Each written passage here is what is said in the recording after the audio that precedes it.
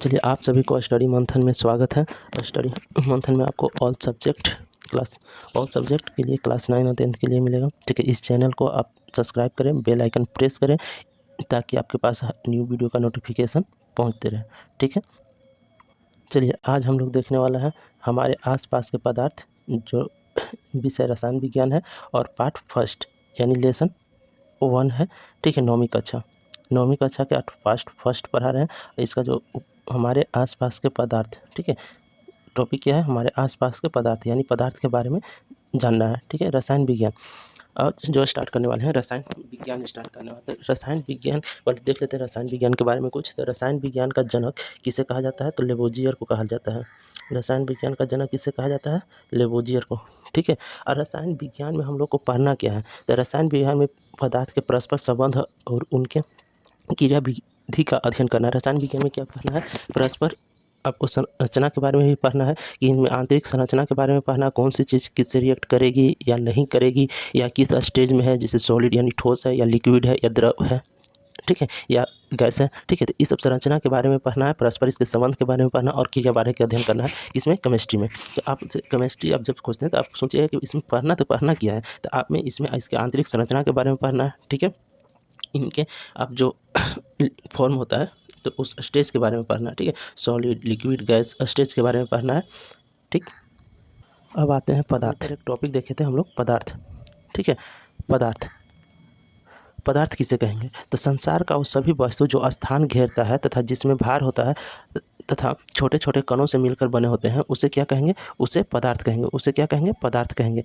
ठीक है, दुनिया का वो हर चीज़ जो स्थान घेरे और जिसमें भार हो वो सब क्या होगा, पदार्थ होगा। जैसे में किताब, पेन, लकड़ी, टेबल, हम क्या है, जैसे मेरा भार भी है, हम जहाँ बैठे हुए हैं या खड़ा हैं तो वहाँ स्पेस भी घेरे हुए हैं। ठीक है, तो हम क्या है, पदार्थ हैं। ठीक इसी तरह से आप लोग क्या होंगे, जैसे आप लोग भी, आपका भी कुछ ना कुछ वजन होगा, आप लोग भी जहाँ खड़ा होते होंगे या बैठते होंगे या सोते होंगे तो आप कुछ ना कुछ स्पेस लेते होंगे, तो आप क्या पदार्थ हैं। तो चलिए आप ये बताइए कि प्रकाश पदार्थ है या नहीं, प्रकाश पदार्थ है या नहीं।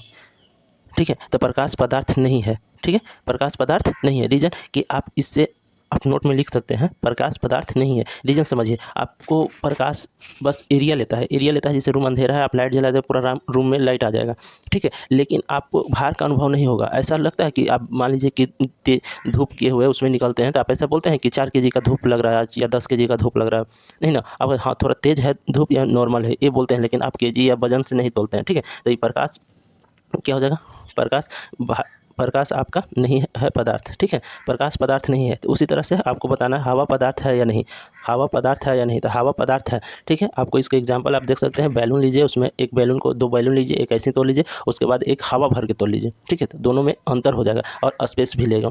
ठीक है, चलिए अब देखते हैं कणों के भौतिक गुण। कुछ कण हैं जिसे छोटे छोटे कण से मिलकर बने होते हैं, तो आखिर जो कण है उनका गुण क्या है, तो फर्स्ट गुण है पदार्थ के कणों का बना होता है, जो आपको डिफिनेशन में ही था।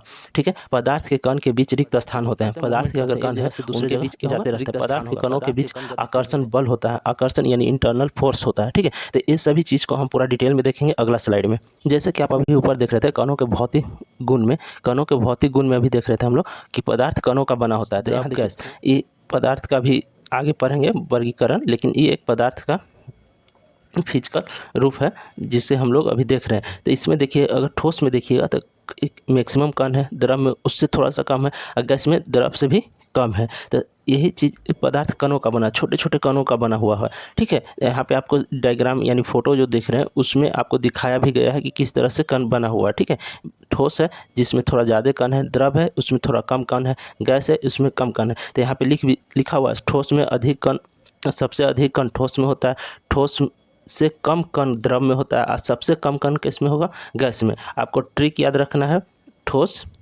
सबसे अधिक ग्रेटर देन द्रव से, लिक्विड से, और लिक्विड ग्रेटर देन है गैस से। ठीक है, चलिए सेकंड में था कणों के भौतिक गुण में, सेकंड गुण था पदार्थ के कणों के बीच रिक्त स्थान। पदार्थ के कण होता है, इसके लिए आपको एक एग्जांपल के तौर पे समझिए कि आप एक गिलास पानी ले लीजिए, उसमें चीनी या नमक, ठीक है, यहाँ पे चीनी नमक डाला जा रहा है, उसके बाद उसको मिलाया जाता है। ठीक है, आप देखेंगे कि उसका लेवल जो पानी का पहले लेवल था, ठीक है, उससे ऊपर नहीं गया है। ठीक है, लेवल वहीं तक है और उसी में आपका चीनी का जो चीनी है या नमक है वो घुल जाता है, मिल जाता है। तो गया तो गया कहाँ, तो जो बीच में कण के बीच में जो रिक्त स्थान रहता है वहीं पे वो जाके रह जाता है, वहीं पे हो जाता है। तो दूसरा आपका रीज़न हो गया कि पदार्थ के कणों के बीच रिक्त स्थान होता है। आप घर में प्रैक्टिकल कर सकते हैं। आप एक गिलास पानी लीजिए, उस पे मार्क कर लीजिए कि यहाँ तक पानी भरा हुआ है, ठीक है। उसके बाद उसमें चीनी या नमक डाल के थोड़ा देर चला दीजिए, ठीक है। और उसके बाद छोड़ दीजिए। आप देखिए कि उसका लेवल ऊपर नहीं गया है ना नीचे गया है, सेम टू सेम लेवल रह गया है, ठीक है। तो यही होता है, आपको रिक्त स्थान की वजह से वो अंदर एडजस्ट हो जाता है, ठीक है। सबसे कम ठोस में होता है, यानी रिक्त स्थान पूछेगा तो सबसे कम किस में होगा, ठोस में।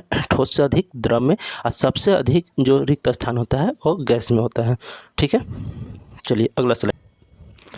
चलिए, कह रहा है कि कणों का भौतिक गुण में तीसरा है, पदार्थ के कण गतिशील होते हैं। पदार्थ के कण गतिशील यानी मूवमेंट करते हैं। कैसे देखते हैं, पदार्थ के कण गति ऊर्जा होती है, तापमान बढ़ने पर कणों की गति ऊर्जा बढ़ जाती है। पहले देख लीजिए कि तापमान छोड़िए, पहले गति ऊर्जा होता है कैसे। जैसे आप एक गिलास पानी लिए सिंपल, और उसमें आप नील डालिएगा। क्या डाला हुआ है, नील। आप देखिएगा कि नील पूरा बोतल, पूरा जो गिलास में पानी है उसको नीला कर देगा। रीजन क्या है, अगर नील डालते हैं तो एक जगह पे ही रह जाना चाहिए था, बस जहाँ डालते हैं वहीं पे, लेकिन वैसा नहीं होता है, ठीक है। आप एक जगह डालते हैं वो पूरा में ही कवर कर लेता है, ठीक है। उसी तरह से आप एक गिलास पानी लीजिए, उसमें दूध डाल दीजिए थोड़ा सा, ठीक है, तो पूरा वाइट कलर ले लेगा। तो रीज़न क्या है, आप जब उसका कण गतिशील है तब ना पूरा गिलास में चल जा रहा है। और इसका इफेक्ट आप ताप पे भी दे सकते हैं। अगर ताप दीजिएगा तो उसका कण की गति और बढ़ जाएगा और तेज़ हो जाएगा, ठीक है। जैसे नील डालते हैं हम लोग, क्या करते हैं, उसको जल्दी घोलने के लिए हम लोग चला देते हैं हाथ से या फिर किसी से, कुछ से भी चला देते हैं, ठीक है। कपड़ा में नील डालने से पहले देख तो पानी लेते हैं, उस पर नील डाल देते हैं, उसके बाद तुरंत चला के फिर कपड़ा डाल देते हैं। तो क्या होते हैं, उसको हम कण को तेज़ करते हैं। कण को तेज़ करने के लिए आप चलाइए या फिर गर्म कीजिए, उसको हीट दीजिए, ठीक है। तो आप कोई भी काम कर सकते हैं। प्रैक्टिकल के रूप में आप देख सकते हैं, एक गिलास पानी लीजिएगा, उसमें 1-2 बूंद नील डालिएगा, ठीक है। कुछ देर छोड़ दीजिएगा तो खुद से फैल जाएगा। नहीं तो जल्दी फैलाना हो तो आप हाथ से आप उसको हिला दीजिएगा, ठीक है, जल्दी हो जाएगा। तो सबसे अधिक गति किस में होता है, गैस में, जो अधिक से अधिक चलता है, ठीक है। गैस के बाद द्रव में, और सबसे कम गति करेगा कौन, ठोस, ठीक है। चलिए नेक्स्ट स्लाइड में, पदार्थ के कणों के बीच आकर्षण बल होते हैं, यानी इंटरनल फोर्स होते हैं, ठीक है। जैसे देखिए यहाँ पे एग्जांपल के तौर पे आपको लिया गया है कि आप यहाँ पे जैसे एक गिलास में पानी गिरा जा रहा है, ठीक है। यहाँ पे ब्रेक हो गया था, पानी टूट गया था, लेकिन ऊपर में फिर आ जा रहा है, क्यों, आकर्षण है तब। जिसे फिगर 1 और फिगर 2 में दिखाया गया है आपको, ठीक है। तो सबसे अधिक गति आकर्षण सबसे, ठीक है। यहाँ पे देखिए मिस्टेक हो, यहाँ पे गलती है, इसको आप सुधार ले। सबसे अधिक गति गैस में होता है। इस पे पिछला वाला ही स्लाइड का लिख आ गया है, ठीक है, इसको सुधार लीजिएगा, ठीक है। आप लोग लिखिए कि सबसे अधिक आकर्षण बल ठोस में होता है। सबसे अधिक आकर्षण बल किस में होता है, ठोस में। उससे कम द्रव में। और सबसे कम आकर्षण बल किस में होगा, गैस में होगा, ठीक है। और सबसे अधिक क्यों होगा, तो उसके लिए मैं बता, ठीक है, ये गलत है, इसको आप लोग नहीं लिखिएगा, ठीक है। आप लोग लिख लीजिए जो मैं बोलता हूँ, ठीक है। यहाँ पे जो लिखा हुआ था वो थोड़ा मिस्टेक है, आप सही से लिखिए। पदार्थ के कणों के बीच आकर्षण बल, तो लिखिएगा सबसे अधिक ठोस में, सबसे अधिक ठोस में, ठीक है। उसके बाद द्रव में, उसके बाद गैस में, ठीक है। सबसे अधिक आकर्षण बल किस में होगा, ठोस में, उसके बाद द्रव में, उसके बाद गैस में, ठीक है। चलिए अब आते हैं अगला टॉपिक, पदार्थ। पदार्थ का वर्गीकरण। पदार्थ टॉपिक का क्या नाम है, पदार्थ का वर्गीकरण। पदार्थ का वर्गीकरण में 2 तरह से करते हैं, एक फिजिकल यानी भौतिक आधार पे, और दूसरा केमिकल यानी रासायनिक आधार पे। भौतिक आधार किसे कहते हैं, फिजिकल किसे कहेंगे, तो फिजिकल उसे कहेंगे जो आप जिसे छू के देख सकते हैं, या छू सकते हैं, या देख सकते हैं, महसूस कर सकते हैं, इसे क्या कहेंगे, फिजिकल। जैसे आप किसी चीज़ को छूइए, उसको लगा कि कारा है तो उसको क्या बोलेंगे, ठोस बोलेंगे। यानी किसी को आप देख रहे हैं, ठीक है, और देख रहे हैं तो करिया है तो उसको क्या बोलेंगे कि काला है, ठीक है। तो वो सब आता है फिजिकली, यानी फिजिकल तौर पे आप उसको चेक कर रहे हैं, ठीक है। तो फिजिकल तौर पे हम लोग को जो पदार्थ को डिवाइड करेंगे वो 5 अवस्था में, ठीक है। ठोस, द्रव, गैस, प्लाज्मा अवस्था और बोस आइंस्टीन। जो हम लोग को 9th में पढ़ना हो, 3 अवस्था में पढ़ना है, ठीक है। ठोस, द्रव और गैस, प्लाज्मा और बोस आइंस्टीन कंडेंसेट, ठीक है। थोड़ा सा है लेकिन हम लोग इसके बारे में पढ़ेंगे सबसे लास्ट टॉपिक, ठीक है। लेकिन हम लोग 3 चीज़ को पूरा डिटेल में पढ़ना है, ठोस भी, द्रव भी और गैस भी, ठीक है।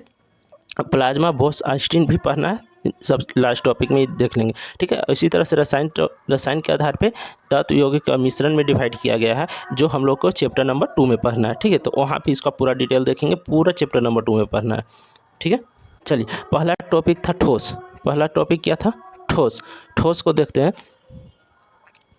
ठोस को इंग्लिश में क्या बोलते हैं? सॉलिड। ठोस वो पदार्थ है जिसका आकार और आयतन दोनों क्या होता है? निश्चित होता है। जैसे आप कुछ भी ले लीजिए, आकार और आयतन क्या होगा? निश्चित होगा, ठीक है। ठोस का, जैसे पत्थर लिए तो उसका आकार और आयतन क्या है? निश्चित है। लकड़ी क्या है? आकार और आयतन इसका क्या है? निश्चित है। लोहा क्या है? आकार और आयतन इसका निश्चित है। आप पेन ले लेते हैं, ठीक है, तो जितना दूर रखते हैं उतना ही ना वो स्पेस लेता है, ठीक है। उसी तरह से द्रव। द्रव वो पदार्थ है जिसका आकार तो निश्चित होता है, लेकिन आकृति, आयतन तो निश्चित होता है, किंतु आकार उसका अनिश्चित होता है, यानी निश्चित नहीं होता है, यानी अनिश्चित होता है। क्या आयतन आपका निश्चित होगा लेकिन आकार अनिश्चित होगा? आकार क्या होगा? अनिश्चित होगा। आयतन कैसे निश्चित होगा? जैसे देखिए, आप एक गिलास पानी ले लीजिए, आप गिलास में पानी ले लीजिए या फिर बोतल में पानी ले लीजिए, ठीक है, इस तरह से, ठीक है। बोतल में पानी, अब पानी मान लीजिए कि इसमें भी 1 लीटर है, इसमें भी 1 लीटर है, लेकिन यहाँ शेप देखिएगा तो इसमें थोड़ा चौड़ा है, ये थोड़ा पतला है, यानी शेप में चेंज हो रहा है, यानी आकार इसका बदल रहा है, ठीक है। इसी तरह से 1 लीटर पानी को आप गमला में रख लीजिए, ठीक है, तो अब इसका और शेप नीचे ही रहेगा इतना दूर। 1 लीटर पानी, यहाँ भी 1 लीटर था, यहाँ भी 1 लीटर है, यहाँ भी 1 लीटर है, पानी सभी जगह 1 लीटर है, लेकिन सभी तीनों का 3 अलग शेप है, ठीक है। तो इसका शेप चेंज हो जाता है, किसमें? द्रव में। गैस में क्या होता है? गैस वो पदार्थ है जिसका आकार और आयतन दोनों अनिश्चित होता है। क्या होता है कि इसका दोनों आकार और आयतन क्या होगा? दोनों अनिश्चित होगा। आकार और आयतन क्या होगा? दोनों अनिश्चित होगा। किसका? गैस का, जैसे ऑक्सीजन, मीथेन, ठीक है। चलिए, अब पदार्थ के समान गुण, अब यहाँ से देखते हैं, पूरा डिटेल में आप लोग समझिएगा एक एक करके, ठीक है। हर एक चीज़ को पूरा डिटेल में समझिए। जैसे ठोस है, यहाँ द्रव है, यहाँ गैस है, ठीक है। ठोस, द्रव, गैस है, और इसमें मॉलिक्यूल की संख्या भी दिखाया गया है कि इसके कण, ठोस में अधिक कण है, ठीक है, द्रव में उससे थोड़ा कम है, और गैस में उससे भी कम है, ठीक है। तो अब यहाँ देखिए, अभी क्या डिफिनेशन में बताएं कि ठोस का निश्चित आकार होता है और निश्चित आयतन होता है, जिससे यहाँ पे देख रहे हैं, ठीक है। यहाँ अनिश्चित आकार होगा, आयतन निश्चित होगा, ठीक है। लेकिन आप गैस को देखिएगा तो दोनों अनिश्चित होते थे। आपको तो यहाँ ठोस में तो याद हो गया कि दोनों निश्चित होगा, गैस में दोनों अनिश्चित होगा, लेकिन आपको द्रव में खाली याद करना है कि अनिश्चित क्या होगा, तो उसका शेप होगा, ठीक है। 1 लीटर अगर रखिएगा दूध, पानी लीजिएगा, तो आप चाहे उसको बोतल में रख दीजिए या फिर गिलास में रख लीजिए 1 लीटर, लेकिन 1 लीटर ही रहेगा, लेकिन उसका शेप खाली चेंज होगा। तो याद रखिएगा कि द्रव का सिर्फ आकार चेंज होता है। क्या चेंज होता है? आकार चेंज होता है, ठीक है। सबसे अधिक घनत्व, यानी मोलिकुल घनत्व का मतलब कि कहाँ पे सबसे ज़्यादा मोलिकुल्स है, यानी कण की संख्या कहाँ सबसे ज़्यादा है, तो आप सबसे अधिक घनत्व किसका होगा? ठोस का होगा, क्योंकि इसका मोलिकुल का कण क्या है? अधिक है, ठीक है। उसके बाद द्रव का है, उस सबसे कम किसका हो जाएगा? आपका गैस का हो जाएगा। असंपीड्यता, असंपीड्यता मतलब किसको आप प्रेस करने पे दबा नहीं सकते हैं, ठीक है। तो असंपीड्यता माने ठोस में न के बराबर संपीड्यता होता है, यानी इसको न के बराबर दबा सकते हैं। जैसे आप लोहा लीजिए, उसको प्रेस कीजिए, क्या वो दब पाएगा? नहीं पाएगा, ठीक है। संपीड्यता यानी जो संपीड़ता है वो ठोस से थोड़ा सा ज़्यादा होता है, किसमें? द्रव में। जैसे एक बोतल में पानी भर लीजिए, उसको प्रेस कीजिए, आराम इजीली प्रेस हो जाएगा, ठीक है। गैस, बैलून वगैरह देखेंगे कि बैलून में हवा भर दिया, गैस भर दिया, उसके बाद इजीली बच्चा लोग सब दबा पाता है। तो इसमें सबसे अधिक संपीड़िता होता है, ठीक है। विसरण न के बराबर होता है। विसरण मतलब बिखराव, ठीक है। अभी सबका एक अलग से स्लाइड है, जिससे चलिए सबको देखते जाइए। जैसे पहला क्या था? घनत्व। घनत्व यहाँ देखते हैं, घनत्व के यहाँ पे पहला क्या था कि ठोस में सबसे अधिक घनत्व होता है। तो ठोस का पहले यहाँ पे देखिए, किसी पदार्थ के इकाई आयतन के द्रव्यमान उसका घनत्व कहलाता है। इकाई आयतन का जो द्रव्यमान होता है वही क्या कहलाता है? घनत्व कहलाता है। घनत्व कैसे निकलता है? घनत्व बराबर द्रव्यमान बटा आयतन। घनत्व बराबर क्या होता है? द्रव्यमान बटा आयतन, ठीक है। यहाँ पे देखिए, यहाँ पे जो मोलिकुल्स है, डेंसिटी आपको दिखाया, घनत्व को इंग्लिश में डेंसिटी बोलते हैं। यहाँ पे सबसे यहाँ लो डेंसिटी से हाई डेंसिटी की ओर इमेज गया है। जैसे यहाँ थोड़ा सा कण है, इसके अंदर उससे भी ज़्यादा कण है। यहाँ पे देख रहे हैं कि कण बढ़ रहा है। इसका एग्जाम्पल के तौर पे यहाँ पे 4 फिगर लिया गया है, इससे समझिए। पहले 2 गिलास लिया गया है, ठीक है। एक में नॉर्मल पानी पीने वाला पानी रखा गया दोनों गिलास में। एक गिलास में कुछ नहीं मिला गया, सेकेंड गिलास में आपको इसमें नमक या चीनी जो है आप मिला दीजिए थोड़ा सा, ठीक है। तो उसके बाद देखिएगा इसमें कुछ डाल रहे हैं, जैसे कोई पदार्थ डाला गया है तो वो नीचे जाके बैठ गया है, ठीक है। लेकिन यहाँ पे देखिएगा कि वो चीज़ ऊपर में ही है, ठीक है, पूरा तरह से नहीं डूब पाए। रीज़न क्या है कि इसमें नमक या चीनी मिलाने से इसका द्रव्यमान ऑलरेडी बढ़ जाएगा कुछ ना कुछ, और जिसका द्रव्यमान बढ़ेगा उसका घनत्व बढ़ेगा, ठीक है। घनत्व डेंसिटी प्रोपोर्शनल यानी समानुपाती होता है किसका, मास का, ठीक है। यानी डेंसिटी घनत्व डायरेक्ट मास पे डिपेंड करता है। अगर मास बढ़ेगा तो घनत्व बढ़ेगा, मास बढ़ेगा तो घनत्व बढ़ेगा। तो यहाँ पे नमक या चीनी डालने से वो जो लिक्विड था उसका घनत्व बढ़ा ही है, तो अगला चीज़ नहीं जा रहा है। आप सिंपल एग्जांपल, आप कोई पदार्थ नहीं मिलता है तो आप क्या कीजिएगा कि 2 गिलास लीजिएगा, दोनों में पानी पीने वाला पानी रख लीजिएगा। उसके बाद क्या कीजिएगा कि एक में कुछ नहीं डालिएगा, एक में नमक डाल दीजिएगा, ठीक है। नमक डालने के बाद आप उस पर 2 चीज़ डाल सकते हैं, या तो आप नील डालिए या अंडा डालिए, ठीक है। अब जिस पे मान लीजिए कि इस पे अंडा डाल रहे हैं तो ये अंडा देखिएगा कि नीचे जाके बैठ जा रहा है, ठीक है। अगर नीचे जाकर जिसमें नमक या चीनी डाले होंगे उसमें अंडा डालिएगा तो वो नीचे नहीं बैठेगा। रीज़न क्या है कि उसका घनत्व हम लोग बढ़ा दिए हैं, ठीक है। मास बढ़ा है तो घनत्व बढ़ा है, तो जैसे जैसे ठोस इसमें मिलाते जाएंगे ये क्या हो जाएगा, घनत्व बढ़ते जाएगा, ठीक है। तो आपको एग्जाम्पल से समझ में भी आ। चलिए अगला टॉपिक था विसरण। ठोस में न के बराबर विसरण होता है, उसको देखते हैं। सबसे ज़्यादा विसरण क्या होता है, गैस में होता है, उसके बाद द्रव में, और सबसे कम ठोस में। क्या कारण क्या है, विसरण किसे कहते हैं, पहले विसरण के बारे में समझिए, उसके बाद समझिएगा। वो विसरण वह प्रक्रिया है जिसमें किसी पदार्थ के कण किसी अन्य पदार्थ के कण में प्रवेश कर जाता है, तो उसे क्या कहेंगे, विसरण कहेंगे। विसरण किसे कहेंगे, एक पदार्थ के कण दूसरे पदार्थ के कण में मिल जाए, ठीक है, तो उसे विसरण कहेंगे। जैसे देखिए यहाँ पे पानी लिए हैं एक गिलास में, उसमें से थोड़ा सा नील डालें तो ये ब्लू कलर यानी दोनों आपस में मिल गया है, तो इसको क्या, विसरण। इसको क्या कहेंगे, विसरण कहेंगे, ठीक है। विसरण का परिभाषा है, विसरण वह प्रक्रिया है जिसमें किसी पदार्थ के कण किसी अन्य पदार्थ के कण में आपस में मिल जाए। जैसे दूध लेते होंगे तो दूध में पानी डाल देता है तो आपको पता चलता है कि इसमें पानी डाला हुआ क्या है, आप उस मिल जाता है, कण क्या होता है, मिल जाता है, तो उसको कहते हैं विसरण। जैसे विसरण, जैसे एटमॉस्फेयर में क्या है, ऑक्सीजन गैस है, और परफ्यूम मारते हैं तो वातावरण में क्या हो जाता है, मिल जाता है, ठीक है। तो वहाँ से हम लोग विसरण हो जाता है उसका, ठीक है, समझ गए। विसरण के बाद बहाव, कमरे के फर्श पर थोड़ा जल गिरा दिया जाता है तो वह फैल जाता है। जैसे देखिए यहाँ पे एक दूध था, वो छोटा बच्चा गिरा दिया है तो फर्श पे क्या हुआ, दूध फैल गया, तो इसी जो फैल जाता है ना उसको क्या बोलते हैं, बहाव बोलते हैं, ठीक है। बहाव, तो ठोस का बहाव न के बराबर होता है। अब ठोस गिराइएगा, मान लीजिए कि आप कुछ भी पेन गिर गया या फिर आपसे कोई भी ऐसा ठोस सामान गिर गया, ठीक है, तो वो क्या दूर तक फैल पाएगा, नहीं, जहाँ गिरेगा वहीं पे रह जाएगा, ठीक है। लेकिन लिक्विड थोड़ा, मान लीजिए कि एक गिलास पानी गया तो पूरा फर्श भींग जाता है, ठीक है, पूरा फर्श भींग जाता है। उसके बाद आपका जो है गैस रहेगा, इस गैस का फैलाव थोड़ा ज़्यादा हो जाता है, ठीक है। अब पूरा डिटेल देख लिए तो अब यहाँ पे समझ में आ जाएगा, ठीक है, कि आपको क्या होता है।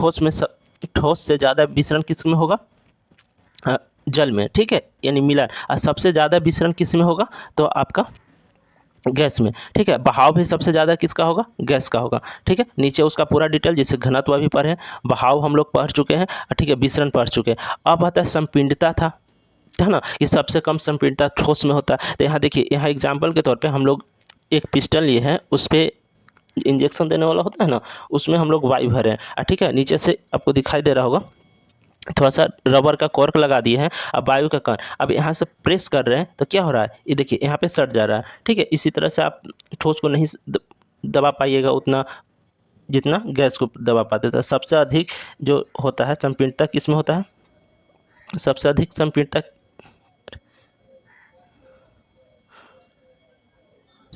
संपीड़ितता किस में होगा। चलिए आइए इस स्लाइड इसमें देखते हैं, पदार्थ को तीनों तुलनात्मक अध्ययन जो ऊपर पढ़ चुके हैं उसका अध्ययन करते हैं, ठीक है। पहला घनत्व किस में ज़्यादा होगा, तो ठोस में। उसमें अभी कण देखे थे, जैसे मॉलिक्यूल का कण देखे थे, ठोस में अगर आते हैं तो ठोस का यहाँ पे देखिए मॉलिक्यूल का कण क्या है, अधिक है, तो इसका घनत्व अधिक है। उसके बाद द्रव में, उसके बाद गैस में, ठीक है। उसके बाद आंतरिक आकर्षण बल किस में सबसे ज़्यादा होगा, आंतरिक आकर्षण बल कि जिसमें मोलिकुल्स की संख्या ज़्यादा रहेगा उसमें आंतरिक आकर्षण बल क्या होगा, ज़्यादा होगा। तो ठोस में कण ज़्यादा है तो आंतरिक आकर्षण बल क्या होगा, ज़्यादा होगा। उसके बाद द्रव में सबसे कम आकर्षण बल किस में होगा, गैस में। आप देखिए गैस में इजीली चल पाते हैं, जैसे आपको चलने के लिए बोला तो एटमॉस्फेयर में वातावरण में क्या है, आपका ऑक्सीजन गैस भरा हुआ है, गैस में हम लोग इजीली चल पाते हैं। आपको नदी में चलने के लिए बोल दें तो आप लोग उसमें चलने में थोड़ा प्रॉब्लम होता है। बालू पे चलने में बोल दे, बालू में पैर आधा दूर कर दे और उसके बाद चलने के लिए बोले तो नहीं चल पाइएगा, क्योंकि उसमें इंटरनल बहुत फोर्स लगता है। ठीक है, प्रसरण यानी बिखराव किसमें सबसे ज़्यादा होगा? गैस में, उसके बाद द्रव में, उसके बाद ठोस में। विसरण अभी बोले, ठीक है, एक दूसरे में मिलना किस क्या कहलाता है? विसरण कहलाता है। जैसे परफ्यूम वगैरह लगा के कोई मारता है, लगाए हुए रहता है, ठीक है, तो आप कहीं थोड़ा दूर से ही हम लोग को पता चल जाता है, तो विसरण के कारण होता है। तो गैस में सबसे ज़्यादा विसरण होगा, उसके बाद द्रव में, उसके बाद ठोस में। गतिज ऊर्जा किस में सबसे ज़्यादा होगा? ये भी पूछ देता है। तो गतिज ऊर्जा अभी ऊपर में सबसे कि कौन गति करता है, तो सबसे गति कौन कौन किसका करेगा? गैस का करेगा, उसके बाद द्रव का, उसके बाद ठोस का। आंतरिक स्थान जिसमें मोलकुल की संख्या कम होगा, उसका स्थान भी क्या होगा? कम होगा। जिससे यहाँ पे देखिए, यहाँ पे किस में आपको लग रहा है कि स्पेस ज़्यादा है? आपको फिगर देखने से किस में लग रहा है कि दो कणों के बीच स्पेस अधिक है? तो सबसे अधिक किस में है? यहाँ देखिए, गैस में, उसके बाद द्रव में, उसके बाद ठोस में। ठोस में न के बराबर स्पेस रहता है। ठीक है, तो आपको ये चीज़ ध्यान रखना। इसमें एक चीज़ और ध्यान रखना है कि ये चीज़ में आप देखिएगा कि बीच में जो लिक्विड है, लिक्विड को तो याद ही नहीं करना, आपको जो याद करना है ठोस और गैस को याद करना है। तो घनत्व सबसे अधिक ठोस को आपको उल्टा भी पूछेगा कि किसका घनत्व कम होता है, तो गैस का। किसका आंतरिक आकर्षण बल कम होता है, तो गैस का। कि दो कणों के बीच में गैप अधिक रहता है, तो इसलिए आकर्षण बल थोड़ा सा कमजोर हो जाता है। प्रसरण यानी एक्सपेंशन किस में सबसे अधिक होगा? गैस में। विसरण किस में होगा? गैस में। गतिज ऊर्जा किस में होगा? गैस में। आंतरिक आकर्षण बल किस में सबसे अधिक होगा? गैस में। चारों में कम क्या होगा? तो ठोस में। ठीक है, चलिए अब आते हैं अवस्था परिवर्तन। जिससे अवस्था परिवर्तन हम कैसे कर सकते हैं? ठीक है, पदार्थ के अवस्था परिवर्तन। ठीक है, पदार्थ का अवस्था परिवर्तन। अवस्था परिवर्तन अभी ताप के अनुसार कर सकते हैं। अगर ताप में परिवर्तन करेंगे तो किसी पदार्थ का क्या कर सकते हैं? अवस्था में परिवर्तन कर सकते हैं। ठीक है, ताप में परिवर्तन करके क्या कर सकते हैं? अवस्था में परिवर्तन कर सकते हैं। जैसे रीजन देखिए, ठीक है, यहाँ ठोस है, ठोस मतलब बर्फ लिए हैं। ठीक है, अब बर्फ को हम क्या दिए हैं? ताप यानी हीट दिए हैं। ठीक है, तो क्या हो गया? जल यानी लिक्विड में बदल जाता है। बदलता है कि नहीं? ठीक है, जैसे फ्रिज से आप बर्फ़ निकालते हैं, उसके बाद कुछ देर छोड़ देते हैं, फ्रिज का टेम्परेचर कुछ रहता है, रूम का टेम्परेचर कुछ रहता है, तो उससे क्या हो जाता है? लिक्विड में बदल जाता है। और लिक्विड को और ताप दे देते हैं, ठीक है, गैस पे रख के और दे देते हैं, तो क्या बन जाता है? वाष्प बन जाता है। यहाँ पे जैसे फिगर में आपको भी दिखाया गया है, वाष्प बन गया है। ठीक है, तो वाष्प क्या हो जाता है? गैस हो जाता है। जैसे ठोस, आइस है ठोस, ठीक है, इसको ताप दिए तो क्या बन गया? जैसे ताप दिए तो क्या बन गया? लिक्विड बन गया। ठीक है, और ताप दिए तो क्या बन गया? गैस। अब इसी गैस को हम लोग कहीं स्टोर कर लिए और इसको स्टोर करके ठंडा करेंगे तो क्या बन जाएगा? लिक्विड बन जाएगा। ठीक है, और इसी लिक्विड को फिर और ठंडा करेंगे, जैसे बोतल में भर दिए और उसके बाद उसको हम क्या किए कि फ्रिज में रख दिए उसी लिक्विड को, तो क्या बन जाएगा? बर्फ बन जाएगा। यानी इसी चीज़ को हम लोग त्रिक बिंदु बोलते हैं। त्रिक बिंदु बोलेंगे। क्या बोलेंगे? त्रिक बिंदु। यानी एक ही बिंदु से तीनों चीज़ मिल जाएगा, ठोस, द्रव, गैस। ठीक है, तो ये चीज़ आपको त्रिक बिंदु कहलाता है। त्रिक बिंदु ऐसा तापमान होता है जिसमें ठोस, द्रव तथा गैस तीनों अवस्था एक साथ पाई जाती है। ठीक है, त्रिक बिंदु का अगर डिफिनेशन लिखना चाहे तो लिख सकते हैं, त्रिक बिंदु ऐसा तापमान होता है जिस पर ठोस, द्रव तथा गैस तीनों अवस्था एक साथ ही पाया जाता है। ठीक है, जिससे पानी को आप तीनों अवस्था एक साथ ही ला सकते हैं। ठीक है, ताप में परिवर्तन करने से प्रभाव देखते हैं। ठीक है, क्या अगर ताप में हम लोग जो परिवर्तन करेंगे, ठीक है, जैसे ताप में परिवर्तन किए, जैसे बर्फ से हम लोग जल मिलाए, ठीक है, जल से गैस मिला, फिर गैस से जल मिला, जल से क्या किए? ठोस बनाए यानी बर्फ बनाए। तो इसमें ताप में एक बार हीट दे रहे हैं, एक बार हीट नहीं दे रहे हैं, यानी ठंडा कर रहे हैं। तो ताप में परिवर्तन करेंगे तो उसका क्या प्रभाव पड़ेगा? तो इसमें तीन चीज़ होगा। पहला तो गलनांक बिंदु पढ़ना है, फिर क्वथनांक बिंदु पढ़ना है और ऊर्ध्वपातन पढ़ना है। गलनांक बिंदु किसे कहेंगे? जैसे किसी ठोस का वह तापमान जिस पर वह अपनी ठोस अवस्था से पिघलकर द्रव अवस्था में परिवर्तन हो जाए। जैसे अभी बर्फ क्या है? ठोस है, हीट दिए मतलब ताप दिए, तो ये किस में आ रहा है? लिक्विड में आ रहा है। लिक्विड में आ रहा है ना, तो लिक्विड में आ रहा है। ठीक है, ठोस से क्या हो जा रहा है? लिक्विड आ जा रहा है, द्रव की अवस्था में आ जा रहा है। तो इसी को क्या हम लोग बोलेंगे? इसी को बोलेंगे गलनांक बिंदु। इसी को क्या बोलेंगे? गलनांक बिंदु बोलेंगे। ठीक है, जैसे आपका एक डायग्राम आप सही से देखिएगा, तो यहाँ पे एक डायग्राम दिया हुआ है। ठीक है, इस डायग्राम में देखिएगा, नीचे से हीट दिया हुआ, ऊपर टेम्परेचर रखा हुआ है। ठीक है, और ये टेम्परेचर क्या होता है कि आप इसमें जब टेम्परेचर दीजिएगा यानी हीट दीजिएगा, ठीक है, तो आप यहाँ थर्मामीटर लगा हुआ है, तो जब तक आइस लिक्विड में नहीं बदल जाएगा तब तक इसका टेम्परेचर नहीं बढ़ेगा। जो थर्मामीटर लगा है उसका टेम्परेचर नहीं, जो पहले था वही रहेगा। जब ये लिक्विड में बदल जाएगा तब इसका जो ऊष्मा होता है वो एब्जॉर्ब कर लेता है। कौन? लिक्विड। क्यों? क्योंकि उसको अवस्था चेंज करने में जो हम लोग टेम्परेचर दे रहे हैं यानी ताप दे रहे हैं, वो ताप को अवस्था चेंज करने, ठोस से लिक्विड बनाने में यानी सॉलिड से लिक्विड बनाने में ले चल जाता है। ठीक है, तो उसी को कहते हैं संगलन की प्रस्तुत ऊष्मा। ठीक है, इसका वायुमंडलीय दाब पर 1 किलो ठोस के गलनांक पर द्रव में बदलने के लिए जितनी ऊष्मा की आवश्यकता होती है उसे संगलन की प्रस्तुत ऊष्मा कहलाती है। ठीक है, जिसे ठोस से द्रव बदलने जो ऊष्मा उसको लगता है ना, उसी को संगलन की प्रस्तुत ऊष्मा कहते हैं। ये VVI है, आप इसको लिख लीजिएगा। ठीक है, यानी कोई बर्फ है उसको लिक्विड तक बदलने में जो ऊष्मा की आवश्यकता लगते हैं। ठीक है, सिंपल सा बर्फ से जब तक द्रव में नहीं बदल जाए। ठीक है, तो उसी को कहते हैं प्रसंगलन की प्रस्तुत ऊष्मा। ठीक है, और द्रव में बदल जाएगा, उसके बाद हीट ताप देते रहिएगा तो उसका टेम्परेचर आपको यहाँ पे देखने में बढ़ जाएगा। ठीक है, आगे टॉपिक चलते हैं। क्वथनांक बिंदु। क्वथनांक बिंदु क्या होता है कि किसी द्रव का वह तापमान जिस पर वह अपनी द्रव अवस्था से छोड़कर गैसीय अवस्था में परिवर्तन होता है उसे क्या बोलेंगे? क्वथनांक बिंदु बोलेंगे। ठीक है, जैसे ऊपर देख रहे थे हम लोग स्लाइड में कि यहाँ लिक्विड था, यहाँ लिक्विड था यानी द्रव था, इसको क्या हम बदल रहे थे? वाष्प में बदल रहे थे यानी गैस अवस्था में बदल रहे थे। ठीक है, तो इसी अवस्था को क्या बोलेंगे? क्वथनांक बिंदु बोलेंगे। ठीक है, यहाँ वाष्पन की गुप्त ऊष्मा बोलते हैं। सेम परिभाषा है। जब तक आप क्या कि गैस द्रव से गैस में नहीं बदल जाए उस ऊष्मा को क्या बोलते हैं? वाष्पन की गुप्त ऊष्मा बोलते हैं। वाष्पन की क्या बोलेंगे? गुप्त ऊष्मा बोलेंगे। देखिए यहाँ पे कहीं कहीं स्पेस नहीं लगा है तो आप लोग सुधार लीजिएगा नोट में। वायुमंडल दाब पर 1 kg द्रव को उसके क्वथनांक पर गैस में बदलने के लिए जितनी ऊष्मा की के बाद स्पेस होना की आवश्यकता होती है उसे वाष्पन की गुप्त ऊष्मा कहते हैं। उसे वाष्पन की क्या कहेंगे? गुप्त ऊष्मा कहेंगे। ठीक है, चलिए आगे। ऊर्ध्वपातन क्या होता है ये देखते हैं। एक टॉपिक था ऊर्ध्वपातन। ऊर्ध्वपातन वो ऐसा पदार्थ जो ठोस अवस्था से सीधे किस अवस्था में बदल जाए? गैस अवस्था में। अभी जब हम अगर थोड़ा देर पहले जो पढ़ाए उसमें हम पढ़ाए थे कि ठोस से कहाँ जा रहा था? द्रव में जा रहा था ना। ठोस था तो द्रव बना था, यानी ठोस आइस लिए थे, ठोस था, उसको हीट दे रहे थे, ताप दे रहे थे, तो लिक्विड यानी पानी में बदल रहा था। उसके बाद उसको ताप दे रहे थे तब वो बन रहा था गैस, भाप। ठीक है, लेकिन यहाँ वैसा नहीं है। आप ठोस पदार्थ लीजिएगा, उसको टेम्परेचर दीजिएगा तो सीधा किस अवस्था में बदल जाएगा? तो वो सीधा गैस अवस्था में, यानी बीच वाला अवस्था नहीं धारण करेगा, जिसे हम लिख भी दें बिना द्रव अवस्था में परिवर्तन हुए। ठीक है, ब्रैकेट में लिखा हुआ कि बिना द्रव अवस्था में याद रखिएगा, तो उसे ऊर्ध्वपातन कहते हैं। जैसे कपूर आप लोग जलाते हैं तो आप नहीं देखते हैं कि वो लिक्विड फॉर्म में रहता है। ठीक है, और ठोस से सीधे क्या बनता है? गैस बन जाए। आप नहीं देख, आपको सर्च करना है तो आप कपूर लीजिए और बाहर कहीं पे रख दीजिए। ठीक है, थोड़ा देर बाद देखिएगा, यानी एक दिन बाद देखिएगा तो उसका शेप खत्म हो जाएगा। ठीक है, नेपथिन की गोलियाँ। नेपथिन की गोलियाँ क्या होता है कि जैसे कपड़ा वगैरह में हम लोग डालते हैं तो वो गोली उसको बोलते हैं नेपथिन की गोली। वो भी आपको लिक्विड अवस्था में नहीं आता और सीधे ठोस से गैस अवस्था में आएगा। ठीक है, अमोनिया क्लोराइड, ये भी चीज़ क्या है? एग्जाम्पल याद रखिएगा, आपको इस चीज़ पूछ सकता है। ठीक है, एग्जाम्पल के साथ। ठीक है, तो यहाँ पे सेम चीज़ किया गया है। यहाँ पे आप डायग्राम में भी देख सकते हैं।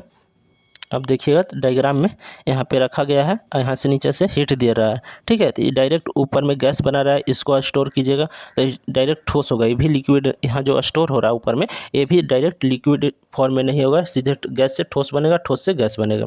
ठीक है, चलिए बाष्पीकरण। एक होता है बाष्पीकरण। बाष्पीकरण किसे कहते हैं? तो यह सतह पर होने वाली प्रक्रिया है। बाष्पीकरण कहाँ पे होगा? सतह पे, एकदम ऊपर में, जिससे द्रव पदार्थ की सतह के कण क्वथनांक के नीचे किसी भी, जैसे वाटर है वो कितना डिग्री पे खोलता है? 100 डिग्री पे, 100 डिग्री सेल्सियस पे खोलता है ना, 100 डिग्री सेल्सियस पे खोलता है। तो उससे नीचे यानी 100 डिग्री पे तो खोल जाता है, उससे नीचे 90 डिग्री या 90 डिग्री से कम। ठीक है, तो उस सभी तापमान को क्या बोलेंगे? वाष्प। उस सभी तापमान पे क्या होगा? ऊपर में हल्का हल्का वाष्प बनाते रहेगा तापमान। इसी प्रक्रिया को क्या कहते हैं? वाष्पन कहते हैं। वाष्पन से हम लोग को क्या मिलता है? शीतलता मिलता है, यानी कहीं पे वाष्पन होता है तो शीतलता मिलता है। जैसे देखिए हम लोग मान लीजिए कि रूम के टेम्परेचर के अनुसार अभी गर्मी है तो गर्मी लग रहा होगा। ठीक है, तो जैसे अपना हथेली ले लीजिए, हथेली होता है, उस पर आप कुछ परफ्यूम वगैरह यूज़ करते होंगे ना, तो परफ्यूम मार लीजिए, थोड़ा सा परफ्यूम मार लीजिए, तो आप देखिएगा कि वहाँ जहाँ पे परफ्यूम मारे वहाँ पे ठंडा महसूस होता है। रीज़न क्या है कि वहाँ का जो ऊष्मा था वो बाष्पीत होकर चला गया और हम लोग को ठंडा महसूस होता है। ठीक है, तो अवशोषण हो जाता है। वातावरण प्रक्रिया के दौरान द्रव के कण अपने आसपास के वातावरण से ऊर्जा अवशोषित कर लेता है, वातावरण से ऊर्जा की हानि हो जाती है। ठीक है, तो बाष्पीकरण से क्या होता है, शीतलता महसूस होता है। ठीक है, यहाँ से आपका क्वेश्चन पूछेगा कि फ्रिज घड़ा में पानी रखने पर रीज़न क्या है कि ठंडा महसूस होता है। ठीक है, तो यह बाष्पीकरण। अब आते हैं मेन टॉपिक आपका यहाँ पे है, जिसे अभी ये तीनों अवस्था दे दिया गया है और कौन अवस्था से कैसे, जिससे ठोस है, द्रव है, गैस है। अब हमको कोई चीज़ ठोस है उसको द्रव में ले जाना है, तो उस ठोस से कहाँ गया, द्रव में, तो उस अवस्था जो चेंज होता है उसको क्या बोलते हैं, संगलन बोलते हैं। उसे क्या बोलेंगे, संगलन बोलेंगे। उसे क्या बोलेंगे, उसे क्या बोलेंगे, संगलन बोलेंगे। ठीक है, ठोस से द्रव में ले गए तो उससे क्या बोलेंगे, संगलन। और द्रव से गैस में आ गया तो बाष्पीकरण, और गैस से ठोस में आ गया है तो निक्षेपण। ठीक है, गैस से ठोस में आ गया निक्षेपण। अभी पता है कि ठोस से उल्टा चलते हैं, अगर ठोस से गैस में आ गया है, ठोस से द्रव में नहीं गया, डायरेक्ट गैस में आ गया, तो उसको क्या बोलते हैं, ऊर्ध्वपातन बोलते हैं। ठोस से गैस में चल गया ऊर्ध्वपातन, और गैस से द्रव में चल गया तो संघनन बोलते हैं। संघनन, उसको क्या किए हैं, स्टोर किए हैं। गैस से द्रव में चल गया, संघनन कहलाएगा। और द्रव से आप ठोस में ले गए हैं, द्रव से आप किस में ले गए हैं, ठोस में। तो द्रव से ठोस, जिससे पानी है उसको आप ठोस बना रहे हैं, यानी उसको क्या कर रहे हैं, फ्रिज में रख रहे हैं, तो जमा रहे हैं, तो उसको जमाना बोलते हैं। ठीक है, ठोस से आप द्रव बना रहे हैं, यानी उसको क्या कर रहे हैं, फ्रिज से बाहर निकालें, यानी उसको गला रहे हैं। जैसे आइस है, वो ठोस है और उसको बाहर निकाल रहे हैं, तो उसको क्या, फ्रिज से बाहर निकाल रहे हैं, तो ठोस से लिक्विड बना रहे हैं तो उसको गला रहे हैं, तो संगलन बोलेंगे। द्रव से गैस बना रहे हैं तो उसको बाष्पीकरण, सिंपल बाष्पीकरण बोलेंगे। ठीक है, और गैस से ठोस बना रहे हैं तो उसको निक्षेपण बोलेंगे। अब उल्टा चलिए, ठोस से गैस बनाइए तो उसको क्या बोलेंगे, ऊर्ध्वपातन बोलेंगे। गैस से द्रव बनाइए, संघनन बोलेंगे। और द्रव से ठोस बनाइए, उज्जमना बोलेंगे। ठीक है, चलिए आप बहुत इंपॉर्टेंट, अब इस चैप्टर का कुछ इंपॉर्टेंट क्वेश्चन है, आप लोग इस क्वेश्चन का आंसर कमेंट बॉक्स में ज़रूर दीजिएगा। जैसे पहला क्वेश्चन है, घनत्व का परिभाषित कीजिए, यानी घनत्व का डिफिनेशन बताना है। उसके बाद आपको बताना है ठोस द्रव गैस में किसका घनत्व अधिक होता है। गर्मी के दिनों में हम सूती वस्त्र क्यों पहनते हैं, बाष्पीकरण का ही क्वेश्चन है। सबसे अधिक संपीड़ित किसका होता है और क्यों होता है। ठीक है, बाष्पन और क्वथनांक में अंतर, दोनों चीज़ पता है। आंतरिक अनुस्थान में से आप क्या समझते हैं, ये भी बताना है। ठीक है, अब वीडियो, हाँ एक और बात, ये अभी थोड़ा सा टॉपिक और रह गया, यानी इसका भाग 2 बहुत जल्द आ जाएगा, आपको मिल जाएगा। भाग 2 भी आएगा, यानी भाग ख का होगा। ठीक है, ये भाग क में है, ये भाग ख बहुत जल्द आने वाला है आपको। ठीक है, भाग ख भी आएगा इसका, जिसमें थोड़ा सा टॉपिक है प्लस ये सब क्वेश्चन आंसर वहीं पे मिलेगा। आप क्वेश्चन आंसर अच्छा से इसको बना लीजिएगा। ठीक है, आपको वीडियो कैसा लगा वो हमें कमेंट करके ज़रूर बताएं। कमेंट करके हमको बताइएगा कि वीडियो कैसा लगा। अगर वीडियो अच्छा लगा होगा तो लाइक कीजिए, थोड़ा शेयर कीजिए अपने दोस्तों के पास। ठीक है, थैंक यू फॉर वाचिंग। एक बात और, आपको पीडीएफ के लिए टेलीग्राम चैनल स्टडी मंथन पे ज्वाइन हो जाइए। ठीक है, वहाँ पे आपका इसका एकदम प्रॉपर पीडीएफ मिल जाएगा, आप नोट्स बनाने में हेल्प होगा। आप नोट्स बनाते चलिए, कॉपी पेन लेके बैठिए और लिखते चलिए। ठीक है, नोट्स बनाते चलिए। ऑल सब्जेक्ट के लिए आपको मिल जाएगा, यहाँ मैथ भी, केमिस्ट्री स्टार्ट हो गया, फिर बायोलॉजी, फिजिक्स, हिंदी, इंग्लिश सब इस पर चलेगा प्रॉपर, साइंस वगैरह भी। ठीक है, तो आप लोग नोट्स बनाते रहिए और कमेंट करके ज़रूर बताइए वीडियो कैसा लगा। ठीक है, और आप लोग प्यार इसी तरह से बनाए रहिए।